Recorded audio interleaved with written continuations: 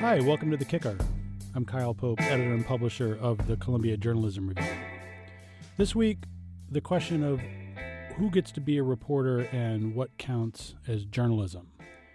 The lines are getting blurred, partly because of a decline in reporting resources around the country, but also in the rise of partisan news sites and fake news, as well as legitimate news-gathering organizations that aren't really journalistic, but do journalism work. That's what we're going to be talking about today, that latter category.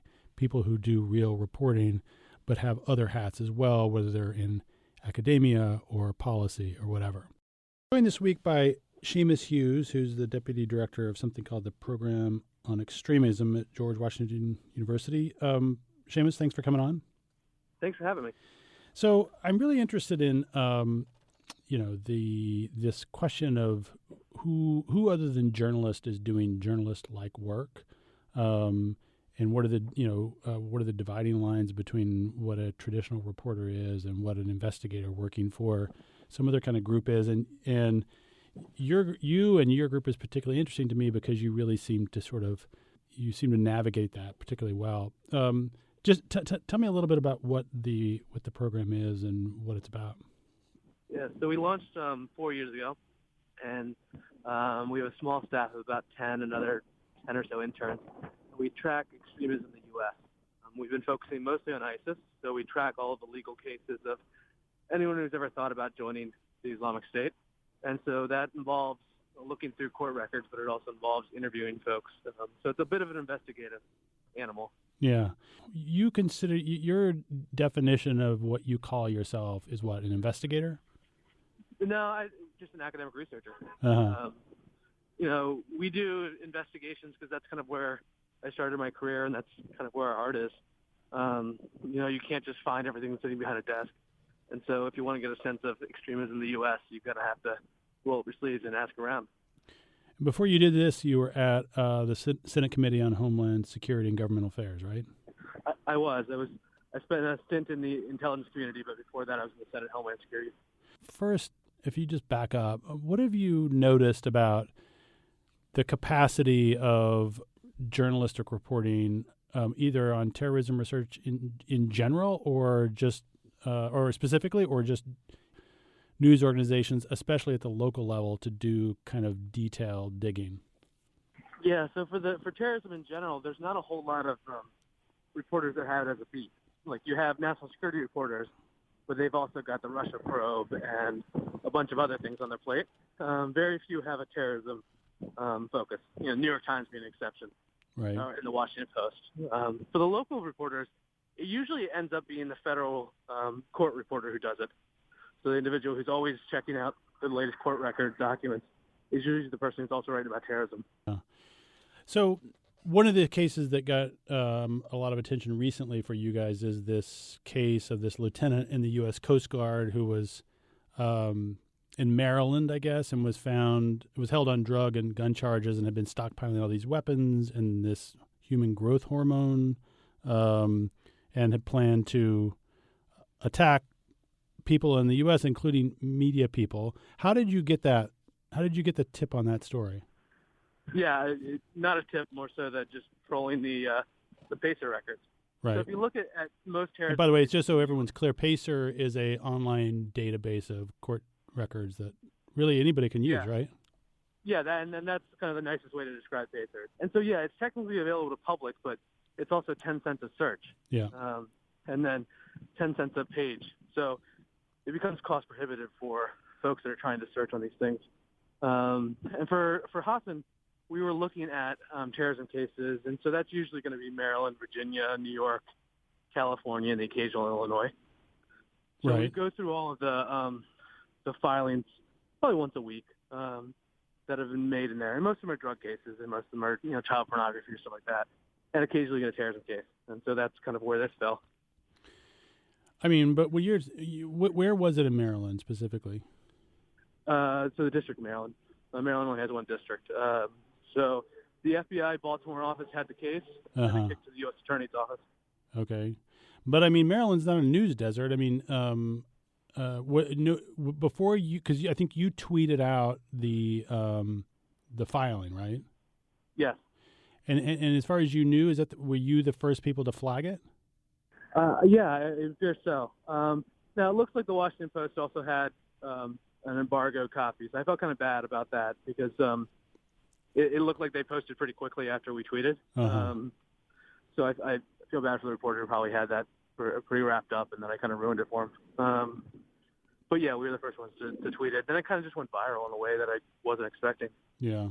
Well, it was a sort of extraordinary story. And then it is and it isn't, actually. I mean, we've seen a lot of those cases for ISIS that are similar kind of hit lists and drugs and terrorism. This one just was wrapped up because it had a media hit list and it had, President Trump rhetoric in there, and it was kind of wrapped in a bow and ready to go for a front page story. And so everyone ran with it after that. what is your sense of the level of interest in terrorism in general now among U.S. reporters? I mean, is there a sense that that's kind of a problem that we had and is now done? That's kind of the way it seems to me. Yeah, I think that's absolutely right. In fact, it's a hard sell when we have new reports now. So when we released reports in 2015, it was a dime a dozen to get a reporter to care about it. Now it's a level of handholding that it's hard, and that's not a reflection on the reporters; it's a reflection on the editors. Right. If it doesn't have a tie to politics or President Trump or any of that stuff, it doesn't lead. Right. But what do you know about the level of the threat in terms of, like, is this something that's being way underplayed? No, I think it's probably the right balance right now. In 2015, we had 65 arrests for terrorism. Uh-huh. Last year, we had 18, I believe. Right. So it's about right. And so my only concern about this is you don't get long-form investigative pieces anymore on terrorism. And I think there's a lot of cool stories that just aren't getting told because you don't put an enterprise reporter on it because it's not Russia. What is the mandate for the program at George Washington that you guys run? Is it just to raise awareness of who's out there and what they're doing, or how do you define your mission? Yeah, it's basically taking nonpartisan academic research and making it kind of an accessible way for the public and policymakers. Tell me what you guys are doing with the ISIS files with the Times. Yeah, so that was a new partnership we announced last fall. The New York Times is looking for an academic partner to go through about 15,000 pages of documents they collected mostly in Mosul. And so because of our history of looking at terrorism, we were kind of a natural partner for them. And we're spending the next year or so talking to people. I mean, let's be honest, a lot of these documents are quite sensitive in nature. Land lease documents or transferring information from one town to another. And some of this stuff's got to be redacted, and there's a lot of ethical questions here. And so we're asking a lot of questions of people who have already dealt with this before to see if, what we should be worried about and what we should consider. And then the hope is, the goal is, within a year or two, we publish a website with documents out so researchers can use it.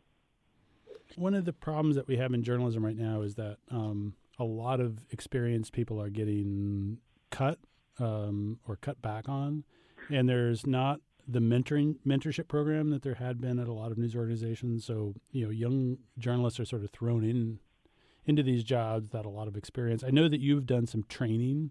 I mean, is that a fair characterization? I have a few concerns for young journalists. Mostly is, I had the Jim McGee's of the world, and I'm not sure that they still have that in theirs. And then the age of social media, one errant tweet, one hint of partisanship that maybe was implied but not explicit. I mean, that haunts a career and paints the career going forward. And I think it just makes life a little bit harder. Right. On the other hand, it does open a world of sources of which you didn't have before. Right. The real concern I have is training journalists to go out and talk to people, and not just rely on what they can find in open source collection and what they can find online. We do a lot of collection on court records, but court records only tell you part of the story, right? If I've got a nugget, I'm going to go fly to Ohio and figure out who knows this guy who got arrested in Columbus. Yeah. and you got to know how to convince somebody to talk to you who's, also under investigation by the FBI. Mm-hmm. You don't really, unless you get that level of training, that doesn't necessarily come naturally to people. What are your other concerns? Well, I mean, just in terms of the world we live in terms the need to have encrypted apps and have some level of security when you talk to sources. I think it's incumbent on journalists to not burn their sources. And I think in this world now, it becomes very easy to get hacked. Uh-huh. What is your sense of how equipped or knowledgeable most reporters are to, what they ought to be doing or what they can be doing? I think most journalists know to be on Signal on things and go to Proton Mail for some things. Mm-hmm. But at the end of the day, it's not necessarily as user-friendly as you would want it to be. Mm-hmm. So occasionally you're going to have to slip up. And that's where my concern is. You talk to a source using the work phone because the burner phone's at home. These are going to be difficult times for journalists. Or you send around a copy with an identifier from the copy machine. Exactly. Yeah. Or your metadata in your Word document says who created it. These are real concerns that I think Times has an on-staff cybersecurity expert, Uh-huh. And I met her as part of the ISIS files build-up, and she was phenomenal to kind of give you tips on how to do things. Mm-hmm. And I think the problem is nobody has the resources like the Times or the Post. Like the big papers have those resources. But if you're the Detroit News and you're trying to follow a public corruption case, who's got your back on that? Yeah. Not to toot our horn, but Columbia is starting there's a new center of ethics and security here that was just announced. It really is going to be looking at that where data and security kind of intersect for journalists and trying to sort of help people get their heads around this stuff. Yeah, I mean, it's a gaping hole we haven't addressed. You talked about the need of an organization like yours to tell the story and not just sort of throw out a bunch of data and let people make sense of it. I mean, you can do that, but it's also helpful if you sort of help explain why it's important and what it means. I mean, that's real. There's been several people have commented on this as it relates to Mueller and his indictments and how he writes up what he's trying to do, which are kind of novelistic and journalistic in their own way. Do you agree with that? I do, and I think a story is the only way to break through.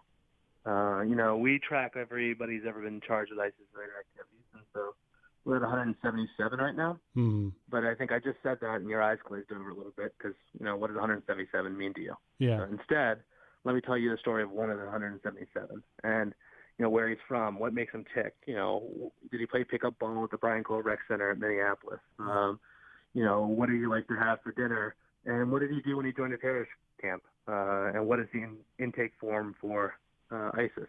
You've got to be able to wrap it up, or else policymakers are not going to understand it, and they're not going to care about it. Right. I mean, it's a lesson that I think even journalists forget when they're, if they have a scoop that's based on data. It's not enough just to sort of pass on the data. You have to actually contextualize it. And I've actually heard a lot of complaining recently about even specific coverage areas like climate change. Is there enough? I mean, we can write about reports about the warming of the planet, but are we really sort of putting this in language and in stories that people understand? I mean, I think arguably we're not, because a big part of the public isn't really engaged with it. When they did a one-year investigation into the U.S. government's failures at Hurricane Katrina, they actually hired a professional writer to write the final report. Mm-hmm. So all the staff would sit around and say, this is what I've got, and that individual would then paint the picture. Right. And it's the reason why, the 9/11 Commission report is the 9/11 Commission report. One, it kind of identifies the failures of the U.S. government, but it has those lines like failures to connect the dots, failures of imagination, things that stick with you. Yeah. And that you read and you think to yourself, okay, I understand what they're saying. Yeah. Seamus, thanks a lot. It was great to talk to you. I appreciate it. Thank you. So you can read more about Seamus Hughes and the program on extremism at George Washington University on cjr.org, where we had a story about pegged to this case of the U.S. Coast Guard lieutenant, but there was a lot more about them and what they do. And you can read everything else we do at cjr.org. Keep your eye out for our latest print issue, which is out now. It's called The Perception Issue, and it's terrific. Thanks for listening, and I'll see you next week.